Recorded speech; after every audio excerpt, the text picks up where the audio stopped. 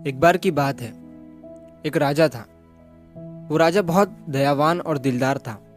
अच्छा था, लोगों की मदद किया करता था। वो राजा कई बार रात के समय में भेष बदल कर अकेले ही अपने राज्य का चक्कर लगाया करता था, ये देखने के लिए कि उसके राज्य में सब कुछ ठीक ठाक चल रहा है या नहीं, सारे लोग सुख शांति से जी रहे हैं या नहीं।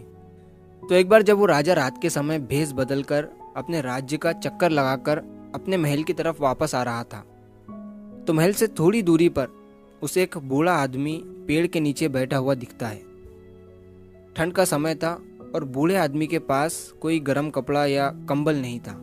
वो बूढ़ा आदमी पेड़ के नीचे सिकुड़ कर बैठा हुआ था। राजा उस बूढ़े आदमी के पास जाता है और उसे पूछता है कि क्या आपको ठंड नहीं लग रही है? इतनी ज़्यादा ठंड है और आपके पास कोई कंबल भी नहीं है। तो वो बूढ़ा आदमी राजा से कहता है कि मेरे पास कोई कंबल नहीं है, लेकिन मुझे इसकी आदत है, मैं रोज़ ऐसे ही ठंड में रहता हूँ। तो राजा बूढ़े आदमी से कहता है कि आप यहीं रुकिए, मैं आपके लिए कंबल लेकर आता हूँ। बूढ़ा आदमी ये सुनकर खुश हो जाता है। राजा जब महल के अंदर जाता है तो वो उस बूढ़े आदमी को कंबल देना भूल जाता है। अब अगले दिन जब सुबह होती है तो महल के बाहर बहुत सारी भीड़ जमा हो जाती है। जब राजा सैनिकों से पूछता है कि बाहर क्या हुआ है, तो सैनिक राजा से कहता है कि महल से थोड़ी दूरी पर एक पेड़ के नीचे किसी बूढ़े आदमी की लाश पड़ी हुई है। राजा जब उस लाश को देखने जाता है तो देखता है कि वो वही बूढ़ा आदमी था जिसे रात में राजा ने कंबल देने का कहा था। ये देखकर राजा बहुत दुखी हो जाता है और जब वो उस बूढ़े आदमी की लाश के थोड़ा करीब जाता है तो देखता है कि वहाँ जमीन पर उस बूढ़े आदमी ने रेत पर कुछ लिखा हुआ था। उस बूढ़े आदमी ने लिखा था कि इतने सालों से मैं बिना गर्म कपड़ों और कंबल के इतनी ठंड में भी जी रहा था। मेरे पास कंबल नहीं था, लेकिन उस ठंड से लड़ने की मानसिक शक्ति थी। लेकिन तुम्हारे कंबल देने की आस ने मेरी मानसिक शक्ति को ख़त्म कर दिया। तो इस कहानी से हमें ये सीख मिलती है कि सारा खेल मानसिकता का है।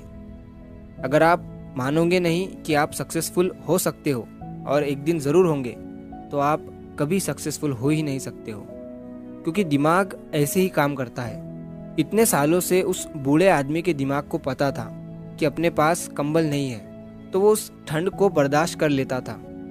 लेकिन जैसे ही दिमाग को पता चला कि थोड़ी देर में कंबल मिलने वाला है, तो उसने अपने बर्दाश्त करने की पावर को ख़त्म कर दिया। इसी तरह जब आप अपने दिमाग से बोलते हो कि अगर ये नहीं हो पाया तो कुछ दूसरा कर लूँगा, तो आपका दिमाग उस काम को करने में अपना 100% देगा ही नहीं, क्योंकि आपके पास दूसरा ऑप्शन भी है। और जिस टाइम आपके दिमाग को पता चलता है कि कुछ भी हो जाए मुझे ये करना ही पड़ेगा, इसके सिवा मेरे पास कोई रास्ता ही नहीं है, तब आपका दिमाग आपको ऐसी शक्ति देता है कि वो 100% के भी आगे निकल जाती है।